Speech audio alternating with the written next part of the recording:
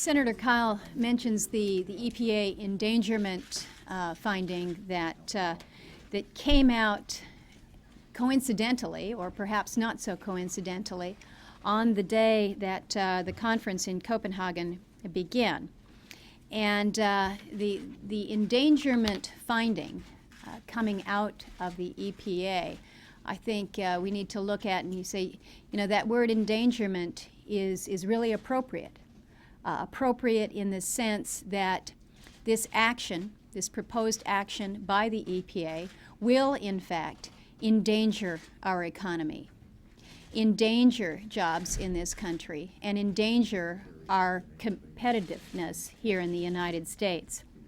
The administration is, through the use of the EPA, trying to strong-arm Congress into passing economically harmful legislation by threatening to impose economically harmful regulations. The Wall Street Journal has referred to this as the dirty, hairy theory of governance. Well, ladies and gentlemen, I don't think that this is how we should be governing. Senator Kyle has mentioned the issue of really the separation of powers, the authorities of the executive versus the authorities of the legislative. And I will tell you that this causes us all great concern here. But I think it's very important that Americans understand, and understand clearly, the likely impact of these proposed EPA regulations, and why here in Congress we should try to pull these back and keep them from taking effect. The endangerment finding is not just limited to a finding. In reality, it opens the back door, if you will, to sweeping command and control regulations that can impact just about every corner of this country. This approach will increase the price of energy, add to administrative costs for consumers and businesses, and create massive layers of new government bureaucracy. I think we recognize that the tool that the EPA can utilize is it's a sledgehammer approach to the problem of climate change. The President has recognized and acknowledged that a legislative approach is the best approach to dealing with climate issues. The administrator of the EPA herself has recognized that the legislative approach is the preferred approach. So why we are advancing this, why the EPA is advancing this at this time without allowing Congress the opportunity to act, and in the meantime threatening our economy and threatening it in a substantial way, I think our purpose here, and we will be filing a resolution of disapproval to move through the process here in the Senate. But bottom line is, backdoor climate regulations need to be taken off the table so that we can focus more of our energies on economically responsible global climate change policies. Excuse my ignorance, but does this disapproving resolution have any force in fact? Can't the President veto it? And does the funding blocking that you were talking about, Senator Kyle, really have more force in fact? The way the disapproval resolution is structured through the Congressional Review Act, there is an expedited process here in the Senate. I've outlined some of that. The House doesn't have it on that side, but it is a resolution that must be approved by both bodies, and the President then has to sign it in order for it to become law. So in effect, the President could veto it. We would then have the ability to override. The option that we have, among others, is similar to what Senator Kyle has talked about, which could essentially defund or restrict the EPA in their ability to enforce the provisions of the endangerment findings.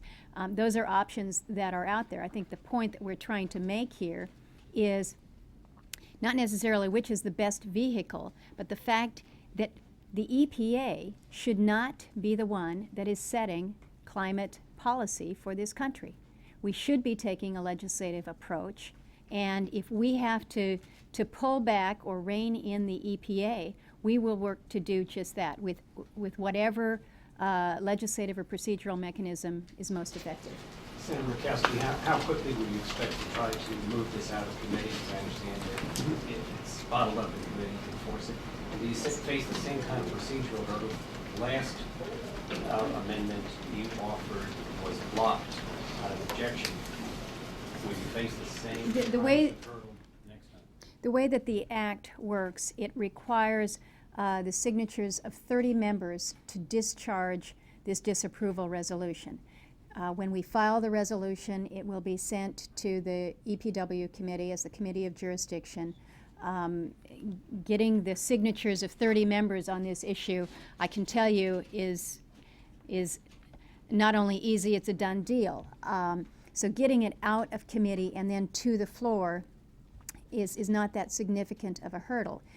Once it comes to the floor, any member can call the resolution up, and it then becomes a privileged motion in the sense that it is not subject to filibuster. But again, that's a process that we have here in the Senate under the CRA. The House doesn't have similar rules that would allow for expediting the process. Collectively, you all have raised several concerns about carbon regulations. Do any of you have any plans to vote for Senator Graham's proposal when that comes out? I don't have one yet. I was going to say, Lindsay hasn't even decided to vote for his Yeah, I proposal don't yet. even know what it is. It's like the healthcare bill. You don't know what it is. Yes, sir. If your resolution passes and Congress is not able to enact legislation, then there wouldn't be any regulation or any kind of mandatory controls on carbon dioxide. I mean, isn't that the situation that EPA is trying to head off, and that the Supreme Court actually was voted against 2 years ago? Well, I think if I understand your question, though, if Congress doesn't act on climate, and well, regardless of what Congress does, the EPA, through this endangerment finding, is moving as we speak to enact these regulations. These regulations then become what is in play. And as of yet, EPA has not yet defined what the enforcement mechanism, not necessarily the enforcement, but what the process and procedure. And when Senator Thune mentioned that you have facilities out in South Dakota, Senator Bunning mentioned facilities in Kentucky that have literally been stopped dead in their tracks because they don't know what the EPA is going to be requiring, which lends uncertainty into the whole environment. But EPA is moving forward with implementation of these regs as we speak. Can I add something?